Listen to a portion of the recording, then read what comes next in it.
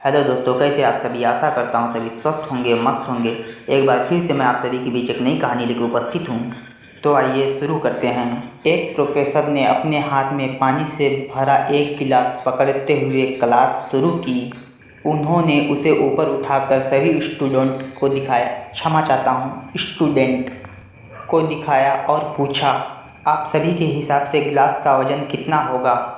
50 ग्राम, 100 ग्राम, 125 ग्राम। छात्रों ने उत्तर दिया, जब तक मैं इसका वज़न न कर लूँ तब तक मैं इसका वज़न सही नहीं बता सकता। प्रोफेसर ने कहा, पर मेरा सवाल है, यदि मैं इस गिलास को थोड़ी देर तक उठाकर इसी तरह पकड़े रहूं तो क्या होगा? कुछ नहीं, छात्रों ने कहा। फिर प्रोफेसर ने पूछा, अच्छा मैं इसे इसी तरह 1 घंटे तक उठाए रहूं तो क्या होगा?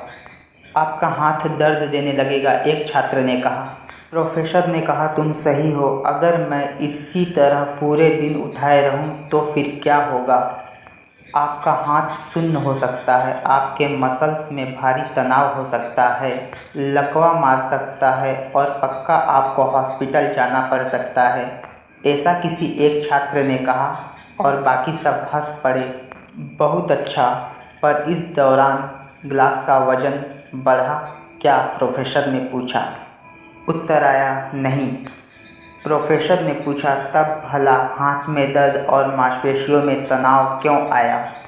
स्टूडेंट अचरज में पड़ गए। फिर प्रोफेसर ने पूछा, अब दर्द से निजात पाने के लिए मैं क्या करूं? गिलास को नीचे रख दीजिए, एक छात्र ने कहा। प्रोफेसर ने कहा, बिल्कुल सही। चलिए, इस कहानी से क्या सीख मिलती है ये मैं आप सभी को बताता हूँ। लाइफ में भी प्रॉब्लम्स कुछ इसी तरह होती हैं। इन्हें कुछ देर तक अपने दिमाग में रखिए और देखिए, लगेगा सब कुछ ठीक है। उनके बारे में ज़्यादा देर सोचिए और आपको पीड़ा होने लगेगी, और इन्हें और भी देर तक रखिए, ये आपको पैरालाइज करने लगेंगी और आप कुछ नहीं कर पाएंगे। अपने जीवन में आने वाली चुनौतियों और समस्याओं के बारे में सोचना ज़रूरी है, पर उससे भी ज़्यादा ज़रूरी है कि दिन के अंत में सोने जाने से पहले उन्हें नीचे रखना। इस तरह से आप स्ट्रेस्ड नहीं रहेंगे।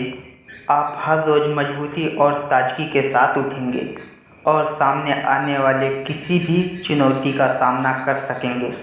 इसी के साथ मेरी ये कहानी यहीं ख़त्म होती है। फिर मिलेंगे आपसे एक नई स्टोरी के साथ। फ़िलहाल अभी रात्रि के 1 बज चुके हैं। आप सभी का बहुत बहुत धन्यवाद मुझे इतना टाइम देने के लिए। शुभ रात्रि।